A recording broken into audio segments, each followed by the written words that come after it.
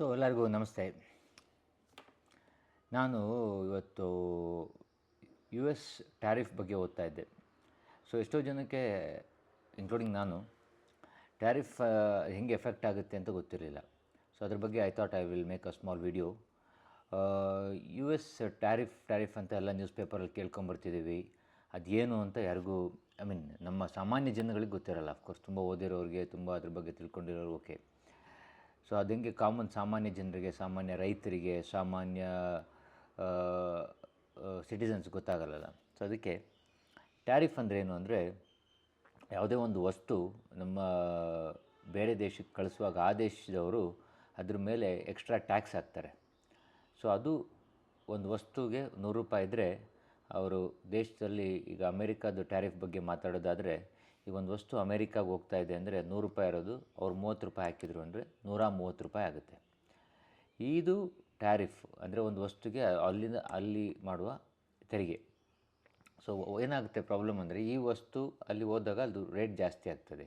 Tariff ನಮ್ಮ ಭಾರತದ ಒಂದು ವಸ್ತು, ಎಕ್ಸಾಂಪಲ್ ತೊಗೊಳ್ಳೋಣ, ಒಂದು ಸ್ಪೈಸಸ್ ಅಂದ್ಕೊಳ್ಳೋಣ, ಅಥವಾ ನಮ್ಮ ಮೆಣಸು, ಏಲಕ್ಕಿ, ಲವಂಗ, ಆ ಥರದ್ದು ಏನೇ ಇರ್ಬೋದು, ಅಲ್ಲಿ ಹೋದಾಗ ₹100 ಇರೋದು ₹130 ಆಗ್ತದೆ. ಜಾಸ್ತಿ ಆಗ್ತದೆ. ಅಲ್ಲಿ ಕೊಂಡ್ಕೊಳೋದು ಕೆಪಾಸಿಟಿ ಕಡಿಮೆ ಆಗುತ್ತೆ. ಅವ್ರು ಕೊಂಡ್ಕೊಳ್ಳಲ್ಲ ಜನ. ಕೊಂಡ್ಕೊಳ್ಳದೇ ಇದ್ದಾಗ ನಮ್ಮಲ್ಲೇ ಉಳ್ಕೊಳ್ಳುತ್ತೆ, ಅದು ನಮ್ಮ ದೇಶದಲ್ಲೇ ಉಳ್ಕೊಳ್ಳುತ್ತೆ. ನಮ್ಮ ದೇಶದಲ್ಲೇ ಉಳ್ಕೊಂಡಾಗ ಅದ್ರದ್ದು ಕಾಸ್ಟ್ ಕಡಿಮೆ ಆಗುತ್ತೆ.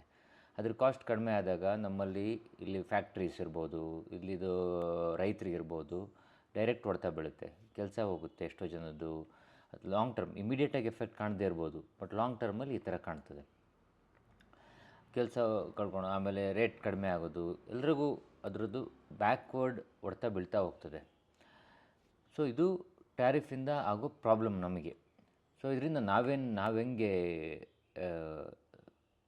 ಕಾಪಾಡ್ಕೋಬೋದು ಅಂದರೆ, ಅಫ್ಕೋರ್ಸ್ ಈ ಟ್ಯಾರಿಫ್ ಈಗ ಆಲ್ರೆಡಿ ಟ್ರಂಪ್ ಅವರು ಅಮೇರಿಕಾದ ಹಿತ ನೋಡಿಬಿಟ್ಟು ಅವ್ರು ಏನು ಬೇಕೋ ಅದು ಮಾಡಿದ್ದಾರೆ. ನಮ್ಮ ಭಾರತದ ಹಿತ ನೋಡಿಬಿಟ್ಟು ನಾವೇನು ಮಾಡಬೇಕು ಅನ್ನೋದು ನಾನು ಹೇಳ್ತೀನಿ. ನಾವು ಬೇರೆ ಅಮೇರಿಕ ಒಂದೇ ದೇಶ ಅಲ್ಲ, ಬೇಕಾದಷ್ಟು ದೇಶಗಳಿದ್ದಾವೆ. ಅವರೊಟ್ಟಿಗೆ ಒಳ್ಳೊಳ್ಳೆ ಒಪ್ಪಂದ ಮಾಡಿಕೊಂಡು ನಮ್ಮ ಸರಕು ಅಥವಾ ನಮ್ಮ ಗೂಡ್ಸು ಅಥವಾ ನಮ್ಮ ರೈತರ ಪ್ರೊಡ್ಯೂಸ್ ಇರ್ಬೋದು, ಏನೇ ಇರ್ಬೋದು ಕಳಿಸ್ಬೋದು ಅವರಿಗೆ. ಒಂದನೇದು ಅದು ಎಲ್ಲ ಗೌರ್ಮೆಂಟಲ್ ಪಾಲಿಸೀಸ್ ಅದು ಮಾಡ್ತಾ ಇರ್ತಾರೆ. ಎರಡನೇದು ನಮ್ಮ ಲೋಕಲ್ ಪ್ರೊಡಕ್ಷನ್ಸ್, ಅಂದರೆ ನಮ್ಮಲ್ಲೇ ಬೆಳೆದಿರೋದನ್ನ ಅಥವಾ ನಮ್ಮಲ್ಲೇ ಪ್ರೊಡಕ್ಷನ್ ಮಾಡಿರೋದನ್ನ ನಾವೇ ಕೊಂಡ್ಕೊಳೋ ಥರ. ಏನು ಎವ್ರಿಥಿಂಗ್ ಸ್ವದೇಶಿ ಎಲ್ಲ ನಮ್ಮವರು ನಮ್ಮದೇ ಕೊಂಡ್ಕೊಂಡಾಗ ಕನ್ಸಂಪ್ಷನ್ ಜಾಸ್ತಿ ಆಗ್ತದೆ. ಇಲ್ಲೇ ಖರ್ಚಾಗ್ತದೆ. ಅದು ಎರಡನೇ ರೀತಿಯಲ್ಲಿ. ಮೂರನೇದು, ಓಕೆ, ನೀವು ಅಮೇರಿಕಾದವ್ರು ನಮ್ಮದು ಟ್ಯಾರಿಫ್ ಹಾಕಿದರೆ ನಾವು ನಿಮ್ಮದು ಟ್ಯಾರಿಫ್ ಹಾಕ್ತೀವಿ ಅಂತ, ರೆಸಿಪ್ರೋಕಲ್ ಟ್ಯಾರಿಫ್ ಅಂತ ಹೇಳ್ತಾರೆ. ಅದು ಇಟ್ ಇಸ್ ನೆವರ್ ಎಂಡಿಂಗ್ ಅದು ಆ್ಯಕ್ಚುಲಿ. ಬಟ್ ಅದು ಕೂಡ ನಾವು ಅಕಸ್ಮಾತ್ ಅವ್ರ ಗೂಡ್ಸ್ ನಾವು ತೊಗೊಳ್ಬೇಕಾದ್ರೆ ಮತ್ತೆ ನಮಗೆ ಕಾಸ್ಟ್ ಜಾಸ್ತಿ ಆಗ್ತದೆ. ಈಗ ಐಫೋನ್, ಎಷ್ಟೋ ಜನ ಐಫೋನ್ ಅಮೇರಿಕಾಯಿಂದ ಬರುವಾಗ ಅದು 1,00,000 ಇರೋ ಐಫೋನು 1,20,000, 1,30,000 ಆಗ್ತದೆ. ಅಷ್ಟು ಮತ್ತು ಕೊಂಡ್ಕೊಳೋ ಕೆಪಾಸಿಟಿ ನಮ್ಮದು, ದುಡ್ಡು ಜಾಸ್ತಿ ಖರ್ಚಾಗ್ತದೆ. ಹೀಗಾದಾಗ ಡಾಲರ್ ರೇಟು ರುಪಿ ಹೊಡೆತದಲ್ಲಿ ರುಪಿದು ಡಿವ್ಯಾಲ್ಯೂಯೇಷನ್ ಆಗುತ್ತೆ. ರೂಪಾಯಿಗೆ ಡಿವ್ಯಾಲ್ಯೂಯೇಷನ್ ಆಗುತ್ತೆ.